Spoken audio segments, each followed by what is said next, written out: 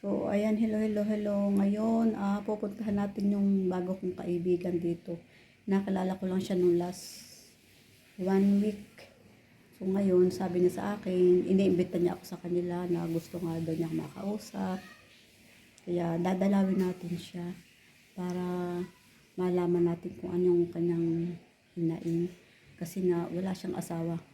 Single mom. So, tara, pupuntahan natin siya ngayon para makausap din natin kahit paano, di ba?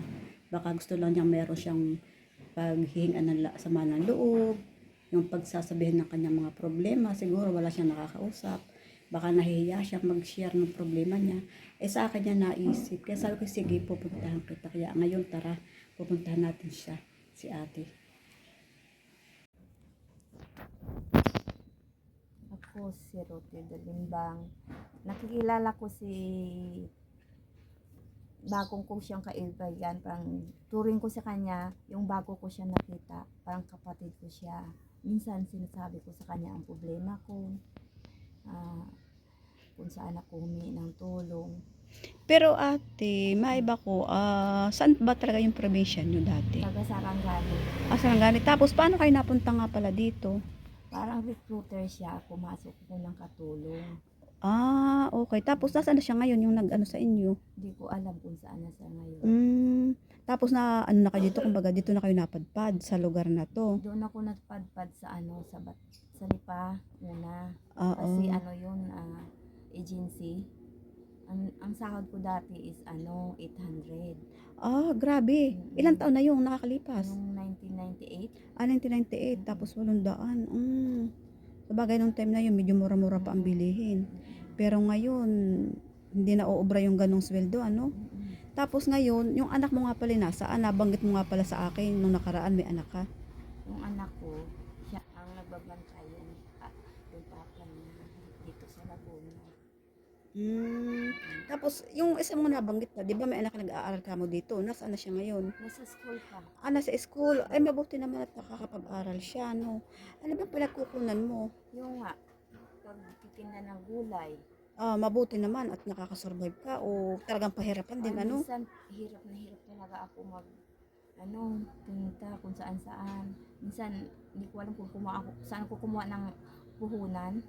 Oo, ang hirap. Lalo na ngayong panahon ngayon, di ba? Ang hirap talagang magtinda. Pero ang sipag mo at nagagawa mo ang lahat. Ikaw na ang nanay at tatay ngayon. Ay, grabe. Tapos, yung ang ginagawa ng sa sidecar, di ba? Hindi yan gawa-gawa ng basta-basta lang. Kailangan talaga dyan, lakas ng katawan. Lakas ng katawan. Lalo Pero, yung paakyat na sa Olympia. Sinasabi ko, Lord, tulungan mo ako paano ako makatawid ang paakyat paahon. kasi nga, yung sa edad na ganito, di ba? Tapos, ikaw medyo payat-payat pa naman. Pero nakakaya mo. Dahil nga lang sa pangangailangan, walang susuporta sa anak mo, di ba? Tapos, ito nga, ano ka pa rin, uupa ka pa rin ng bahay.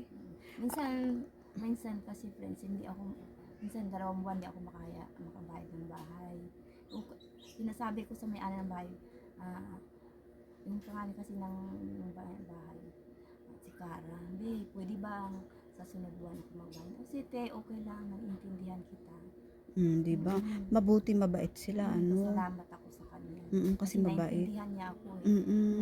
Yung time na nakasakit ako, parang may yung parang tumubo sa akin bukol. Sabi nila sa akin, paano si ate makahanap buhay? Pero marami rin tumutulong sa akin nakasakit ako ng bukol na cyst. Sabi ng doktor sa akin, operahan. Sabi ko naman, sabi nila, wag mo operahan kasi malapit sa puso mo. Yung ginawa nila, yung mga suki ko, tinulungan nila ako ng gamot, tapos binigyan ako ng kunting tulong, pambili ng gamot. Kaya gumaling ako. Talaga? Anong year yun? Yung 2023, last September. So, 1 taon na pala ngayon. Pero ano pakaramdam mo naman ngayon? Minsan sumasakit. Sumasakit pa rin. Kasi nga, bawal sa ganyan ang alam kong mapagod. Wala man ako magawa. Kaya nga. Sa akin. Wala, ang hirap talaga ng buhay.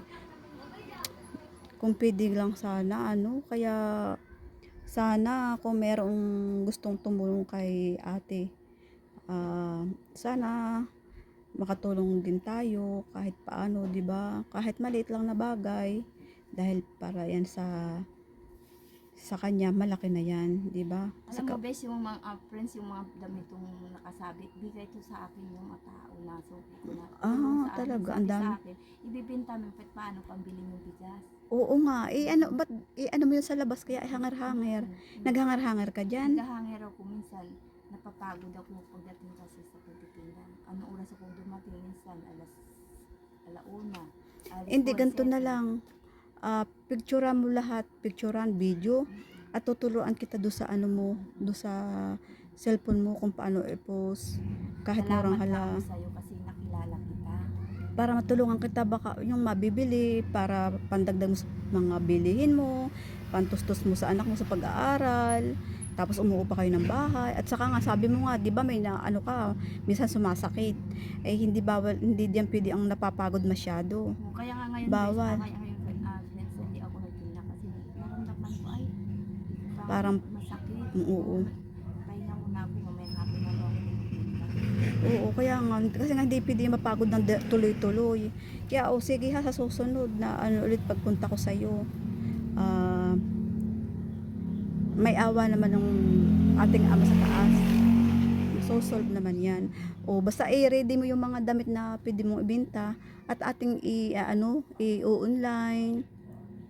Yan natin sa ano mo, sa cellphone mo para kung sakaling may bibili kahit mura lang, 'di ba? Para pang Minsan dagdag nga mo. sabi ko sa mga tao, kahit 5 piso, Oo, pandagdag din ng pangailangan. kahit malaking Mm. tulong yan sa amin Mm. pambili ng pamasahe ng bata ba, Mm. araw-araw. O sige ha, Ate Roti ha. Sa susunod natin pagkikita ha. Sige, ito yung malapit lang nga lang pala sa akin. Kaya dinayo ko na lang siya dahil hindi nga siya nakakasagot sa messenger niya dahil hindi yata mabuksan. Ay hindi rin naman ako marunong kung paano magbukas. Kaya sinadya ko, nilakad ko na lang. So ate ha, o sige kita-kita na lang tayo ulit ha.